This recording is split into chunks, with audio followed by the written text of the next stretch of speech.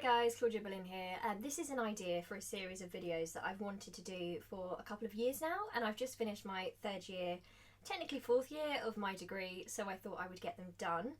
A lot of people have requested that I make some more historical videos and start talking about my interests in history. As you can see, I don't know if you can see properly, but all over here are all my Tudor books.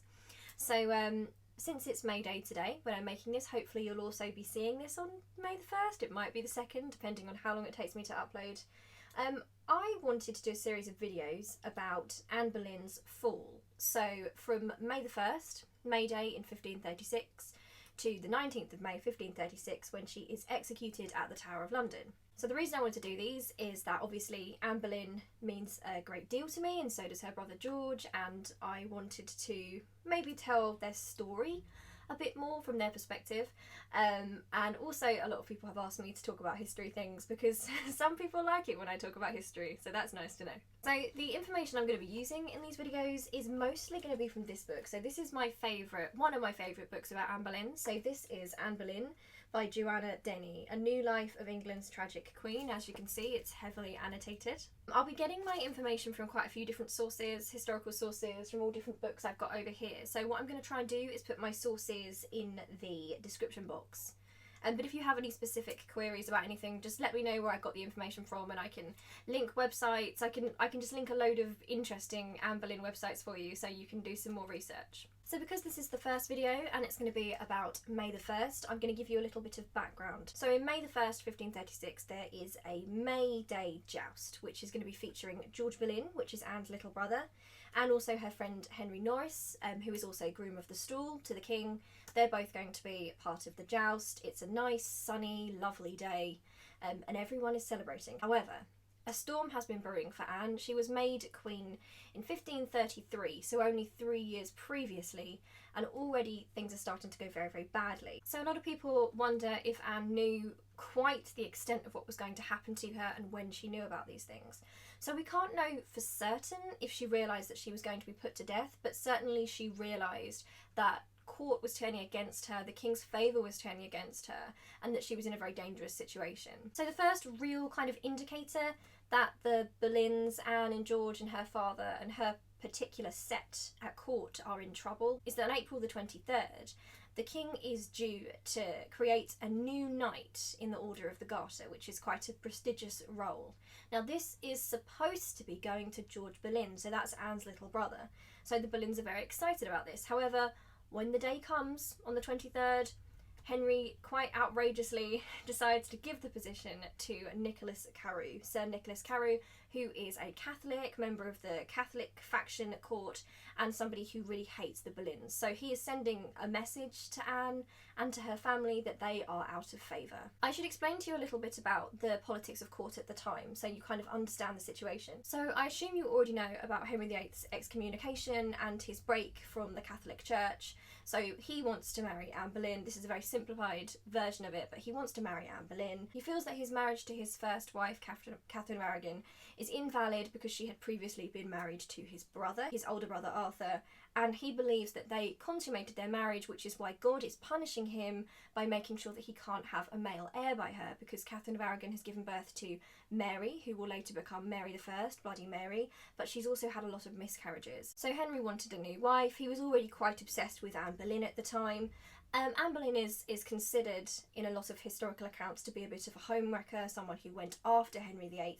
This is not true. It is actually Anne that was Anne that is almost hunted by the king. She goes to stay at Hever Castle to get away from it all because it's a bit overwhelming. She's actually got plans to marry somebody else, which the king scuppers. A lot of people have said that Anne Boleyn may have been in love with Henry Percy of Northumberland, but that is something that the king stopped her from doing, so he prevented that from happening. Is that because he already had his eye on Anne Boleyn? We don't know. But certainly Anne is not a figure that went after the king. It was very much the other way around. I think it just suited Henry that he had his eye on someone in particular. he also had already started divorce proceedings behind the scenes, and so it kind of worked for him. Oh look, here's someone I can put in Catherine's place, and he obviously is very obsessed with Anne. So Catherine is a Catholic, she's a Roman Catholic, so this is the big political issue of the day. You've got two factions. You've got the reformists who want to reform the Catholic Church, and you've got the Roman Catholics who are very traditional and want to keep things how they are. So you've got Catherine of Aragon, who is a Roman Catholic, and then you've got Anne Boleyn, George Boleyn and her little group who are reformers, who believe that the Catholic Church has become quite corrupt and they want to reform it to make it more modern. So to put it in very simple terms, and it's probably not describing it 100% right, but if you imagine like left-wingers and right-wingers politically today, imagine Catherine of Aragon and the Catholic set being more traditional, conservative to the right, whereas you've got the Boleyns who are reformers, who think the system is corrupt, who want to change it to make it more modern, who are more liberal, so they would be more to the left. So the Pope won't grant Henry an annulment from Catherine because he thinks that Catherine is his true wife. So Henry is excommunicated by the Pope, he starts the Church of England, and that is why we have the Church of England in England today. But that's not the end of the issue, because even after that's happened, you've still got these different factions at court. So you've got a very strong Catholic faction at court who are furious. They blame Anne Boleyn for the rise of the Reformation. Anne Boleyn was interested in the ideas of Martin Luther. She read books that were considered to be heretical by William Tyndale. So she was quite a radical in her political beliefs, and she was a woman who was an equal to Henry at that time. So I would say their relationship was more of a friendship. They would discuss theology. They had a relationship where Anne was not Henry's lesser, and I think Henry liked that about her to begin with. Also, they're living in a time when they believe that the king has been chosen by God to be God's representative on earth, so it's like the divine right of kings.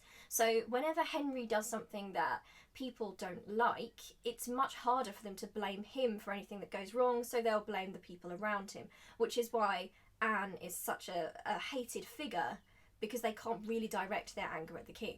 Although it was true that Anne was exposing the king to literature which was highly reformist and would have been considered quite heretical. Her book collection, many books that were obtained for her by George, who was also a reformer, and used to collect them for Anne and give them to her as gifts. So it is true that Anne was trying to influence Henry to her reformist politics, because she believed that that was the way to make England a fairer place, and that was her position and that was her job. So for a long time, the Catholic faction at court have hated Anne. Even though she's been made queen, they have been secretly plotting to bring her down. So she's never really been completely safe in her position, but at the point of May Day and just before that, she is in real danger. Anne Boleyn had a miscarriage in January of 1536.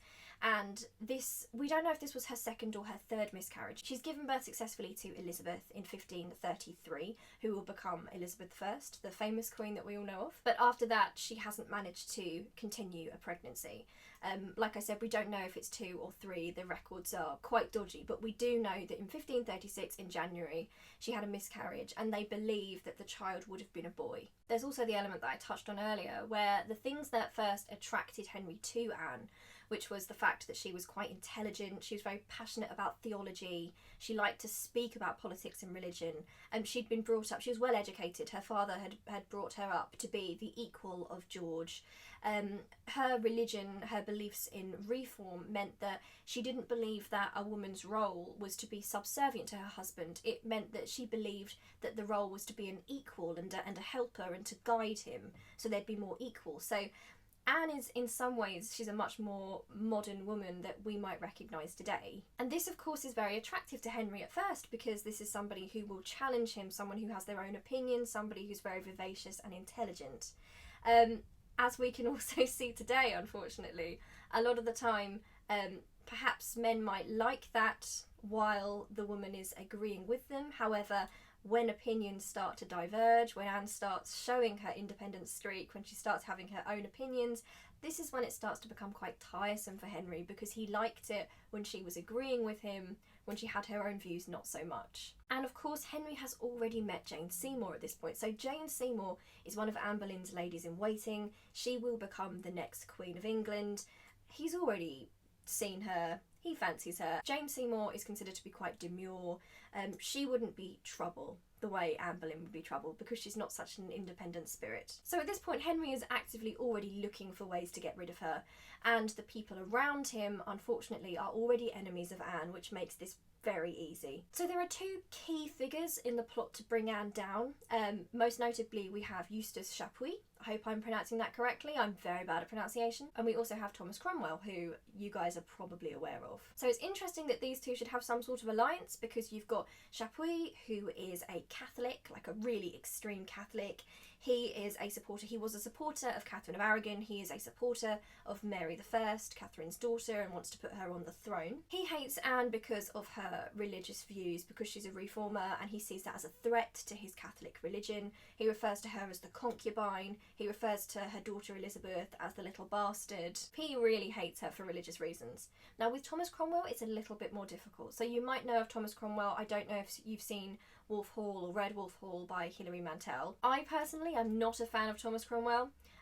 Maybe I'm a bit biased because I'm a fan of Anne, but yeah, I don't think he's the hero that show makes him out to be. So the thing with Thomas Cromwell is that Thomas Cromwell is somebody who worked his way up from the bottom, so this is quite rare in the Tudor era. Thomas Cromwell is the son of a blacksmith who works his way up and becomes, he works in law. He helps Henry VIII with his legal proceedings while he's trying to get an annulment from Catherine of Aragon.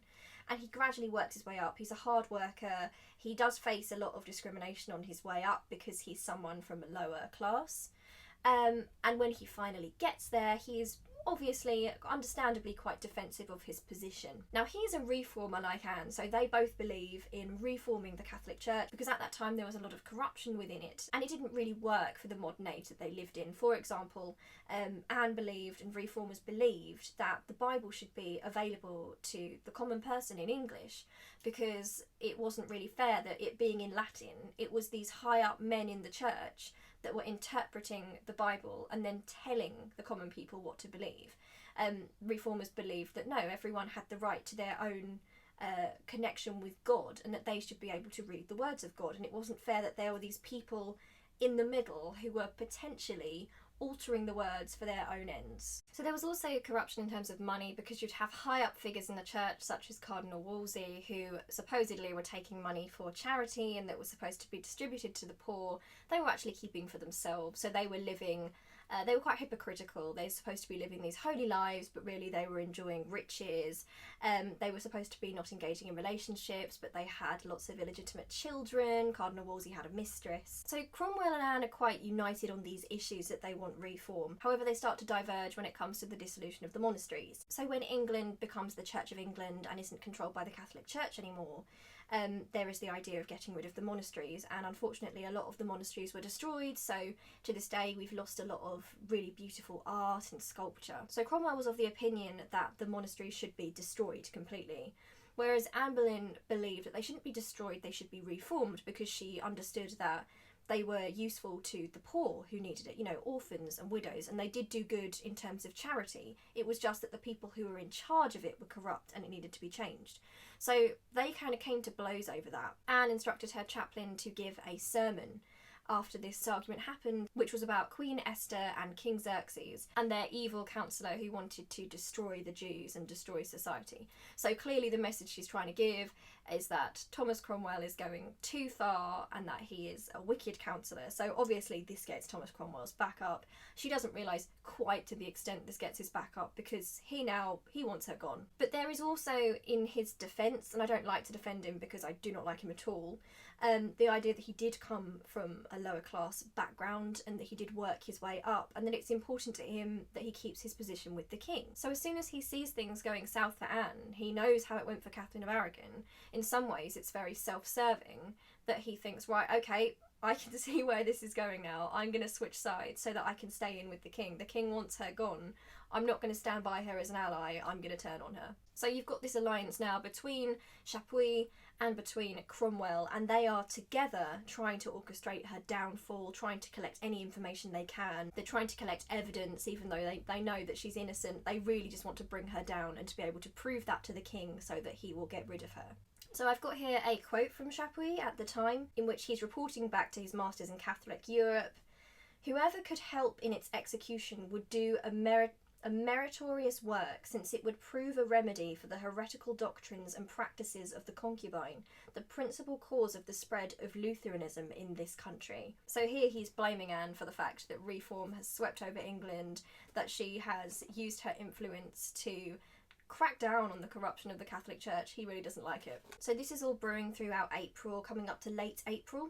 So on the 25th of April, Anne Boleyn's father, Thomas Boleyn, hears rumours that the plot is really starting to take shape now and that Anne might be in danger. So he gets in touch with his daughter and warns her that her security might be at risk, so she needs to be really careful. And this scares her a lot. She is afraid to the extent that she talks to her chaplain, Matthew Parker, and she asks him that if anything happens to her, will he please watch over Elizabeth and protect her. So she knows how dangerous this could get. But also bear in mind that no Queen of England has ever been put to death before. So although she knows how cruel Henry can be and she knows that things are going badly for her, I don't really think she could have imagined that she's going to be executed. So this is a terrible situation for Anne at court, because she's been considered Henry's equal for a long time by Henry. They were good friends.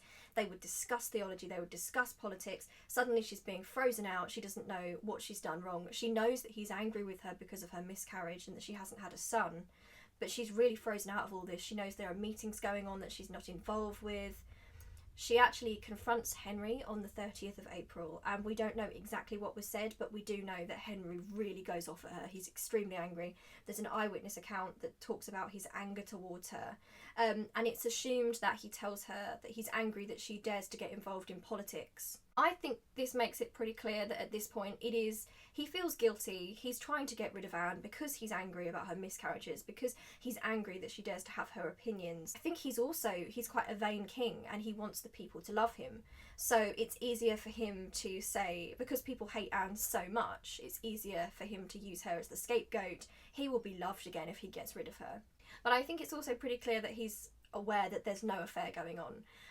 It doesn't really seem to be in his mind. As I'll talk about later, maybe in another video in this series, there are accusations of incest levelled against Anne with her brother George Boleyn, but we know that these weren't the original accusations and that these were added to the accusations later on as a way to make sure that George, who was very outspoken, very intelligent, would have stood up for his sister, is silenced. So the reason Anne confronts Henry is not just because of all this sort of talk and chatter going around that she's not involved in and she feels scared, but because they were due to have a trip to Calais together straight after the May Day celebrations. But for some reason she's informed that this is now being postponed for a week and she's not told why. She knows something bad's happening, that she's being kept in the country for some reason. Now also on May the 30th, something that Anne is not aware of and that's kept very secret is that Mark Smeaton is taken for questioning. So Mark Smeaton was a young musician, a young Flemish musician who was fond of Anne and was one of her group at court.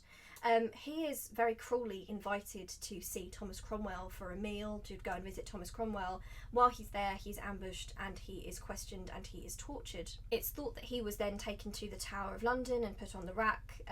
We can't know for certain, but we know that the cannons were fired at the Tower of London on that day, which means that a prisoner had been taken to the Tower of London. He's the only one that it really could have been, and there are reports that he was racked, which would have happened at the Tower of London and not at Cromwell's house. So poor Mark Smeaton has been taken in for questioning at this point. Now he is the lowest born, he's not one of the noblemen, which explains why they could treat him in this way. Henry doesn't feel like he has to be careful with him. Cromwell can be really cruel. Essentially Cromwell knows that this is somebody who doesn't have any power. People won't know that he's immediately gone missing, so they won't come to look for him, and they can torture him until he gives any information they want because he's so young and afraid. So the day after is the May Day tournament. Now this is the last time that Henry VIII is going to see Anne.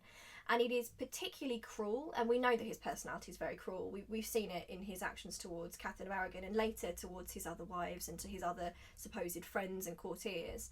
He sits beside Anne during the May Day joust. So Anne is given a false sense of security, thinking that after everything that went wrong yesterday, they're sitting side by side at the joust now and everything is fine. It's a hot day, George is jousting, Henry Norris, their friend, is jousting, everything is fine. Henry is playing his part to perfection, the people love him, there's no indication that anything's wrong. Bear in mind that this is a man who knows full well that he's going to arrest Anne, and he's going to put these accusations to her. I don't know at this point if he realises he's going to have her executed. I think he probably does realise that. but he can sit beside her and act like everything is fine. Now, halfway through the contest, a note is passed to Henry, and he just gets up and he goes. There's no word to Anne. He doesn't explain what's going on. He says that the tournament should continue, you know, as if everything's fine. He goes. He takes Henry Norris with him. Now, Henry Norris is one of Anne Boleyn's little group at court, great friend of the king. He is groom of the stall. So it's not really out of the ordinary that he should ask Henry Norris to ride with him to London. So Henry Norris goes. Poor Henry Norris has no idea yet again that anything's wrong. Henry VIII is acting ever so friendly and like he just wants to ride off with his friend. After they've been riding for some time, the king suddenly puts it to his friend Henry that if he confesses to an affair with the Queen, then he will be fully pardoned. Now you can imagine the shock of Henry Norris here, who doesn't know there's anything wrong. These accusations we know are completely false because Anne was innocent, so you can imagine the shock at this being said to him. So he's silent for a while. He stands up for Anne, who is his friend, and he says he would fight any man that tried to insult Anne's honour because she was honourable and she would never do that, which is obviously very loyal of him. Obviously it's the truth as well. This does not satisfy Henry because Henry doesn't want to hear the truth. He just wants someone to say, yep, she did it, we'll get rid of her. So they carry on riding until they reach London. Must have been a very horrible atmosphere and really terrible for Henry Norris. When they reach London, Henry says, right, take him to the Tower. This is very distressing for Henry Norris, who again says that he's innocent. Henry doesn't listen to him because he's already made up his mind, and he's so angry that he yells out to hang him up then. Right, so that's our very basic lead up and the first day of it all going wrong, the first day of May. I'm going to make another video about the 2nd of May, and I'm hopefully going to try and take you through the journey that Anne went through and what happened in 1536 all the way up to her execution. If you enjoyed this, please like or leave a comment or share. If you have any further questions, if there's anything I haven't explained properly, please ask me in the comment section. I can give you sources, I can recommend books, anything you want, because I just love when more people find out about Anne and George and they want to learn about who they really were and not this story that's still come through history from people that hated them to this day. So I hope you enjoyed this. Enjoyed is probably the wrong word. It's a horrible thing to have to talk about. But yeah, I will see you again tomorrow and we shall talk about the 2nd of May 1536. Alright, love you loads. Bye.